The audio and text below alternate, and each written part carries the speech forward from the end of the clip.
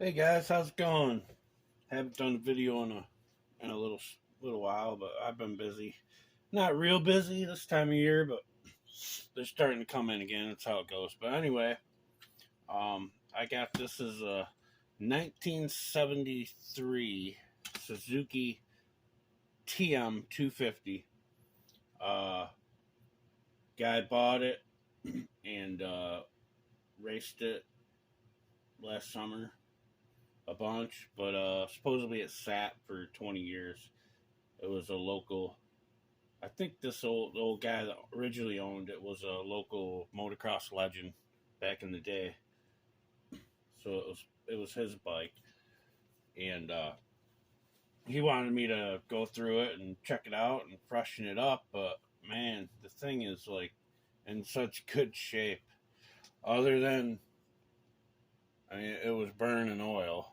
I mean, I don't know what kind of premix injector oil he was using. I'd never heard of it before, but and you could see where the rubbed on exhaust bridge just a little bit. That's not bad, but I'll probably drill lube holes in that like I do on the modern bikes. I got videos on that. But yeah, I this is plus 2 millimeters, so I'm pretty sure that's probably the biggest piston that's going to be available. Plus the sleeve isn't very thick, so I wouldn't want to go anymore. So, but by looking at that piston, I can pretty much tell that it was bored not a lot of hours ago of when it was running, and it's not really worn, so it's probably still within spec of like 2000s is what you want, and it is. It's really nice.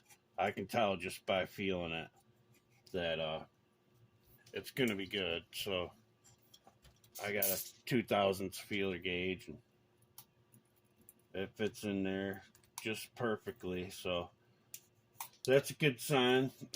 We can just get a new piston. Um, we were thinking it might have been bored because he looked in there and you could see a little bit of scoring on the exhaust. But it's from where that it's just a little bit of aluminum transfer that's on there, which I'll get off and then I'll hone this. A light hone. I mean, you could still see probably can't see them on the camera, but cross hatches. Still see them all the way through it, so. But yeah, I'll clean that all up, run the hone through that just a light hone, just to deglaze it pretty much and get the aluminum transfer off with a little bit of sandpaper. So there's that. Look at the clutch. I mean, the basket is beautiful. There's not a notch in it. And it's really clean and smells good. A lot of these old engines I get are whooped out, and they come in all whooped out. Here's all the stuff from the right side of the engine. I just throw in the clutch cover. This goes on the crank on that side like that, and it's a shield thing for the oil injection for the left side case. But yeah, these crank bearings, I mean, they're still beautiful. So the Koyo, I couldn't even find Koyos on the eBay or whatever. I found some aftermarket ones, but I think I'm just gonna reuse these crank bearings. And I did find some new OEM Noke that Honda and Suzuki likes to use, and that's what these are here. But I did find a set on eBay that we'll get. These don't really feel that bad at all. Probably fine, but and then I'll get new engine seals, new crank seals, gaskets. I mean, it's clean for 1973. I haven't cleaned anything up yet. I mean, the lighting is kind of shitty, but it's really clean. Yeah, that thing, I mean, cases are nice. It has a little JB weld somewhere. I think he said oh, it's on that cover around the shifter, but This guy's actually a welder, so if anything needs to be welded, he can. Yeah, it's got the old crank seal on the inside, and then the transmission oils this bearing. They did that in the 70s. Yamaha did it. Suzuki, Kawasaki. But yeah, there's that. Beautiful shape though. It's like he was talking about having me rebuild the crank, but this thing is tight. It's like brand new. So easy one, lucked out. I'm just gonna grab some crank seals, engine seals, gasket, probably the SK gaskets. They make a lot of gasket kits for these old bikes. A new Weisco piston and clean it up, throw it back together, and this thing will be a ripper for years. I mean, these are oil injected, so I mean, they get plenty of oil. I know guys take these and they block this line goes down. You can see down through there and lubes the seal and the bearing. So you can block that off if you want to run this premix, and then you drill, a hole like normal engines have. But we're not going to do that. He wants to run the oil injection still, which I don't blame him. But I am definitely going to try to talk him into some different premix oil, because this stuff, it feels like motor oil to me. Like, but she was definitely getting oil. I mean, that's not a bad thing, that's for sure. Oil is power, folks. But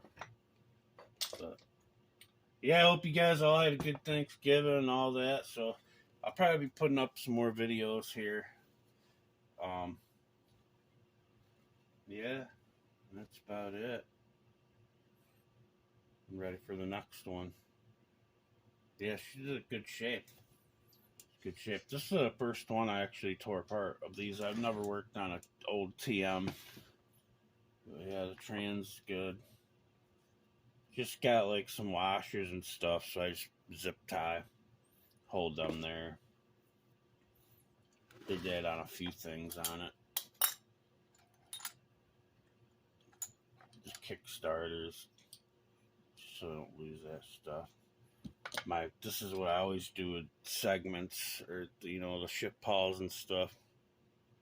Put a zip tie around them, holds them there so stuff don't go flying. Then you literally can just set it in, and it'll push this off and cut that off, and you got to mess around with the pawls going boing. But you got to put the zip tie on them as soon as you take it off. Oh, another thing that was strange on this engine. Usually, a lot of engines, the left case will be, like that. Look at these cases; they're nice. This engine was. And then all the case bolts will be on this side, but not on this guy. It was they're all on the underneath there and stuff. Pretty neat. And I thought that was kind of cool. It's always fun to do something a little different. So when I load this one, this actually engine came apart. I didn't have to use a big hammer. I just used that mallet, hit the end of the crank, and I couldn't believe it came right apart. That slid right out. I like that when that happens. Oh, here we go. Here's the JB weld. I don't know what's going on here. Let's see. It's got JB weld. Oh, I see. It looks like it. Huh? I don't know. He said it wasn't leaking, and see what I want to do if I want to scrape it off and see what's going on. I can, which I probably will. Who knows? Maybe it was just leaking out of the seal and they thought it was leaking there. I don't see anything broke or anything. But maybe it is after you get down underneath it a little bit. But yeah, I can't believe how nice it is, and so I gotta clean it up, scrape some gaskets off, clean all this up, and we'll be ordering parts, and hopefully in like 3 to 6 days it'll be back together. If that, hopefully, a lot of times parts come in a couple days, and then I'll put it right back together. So,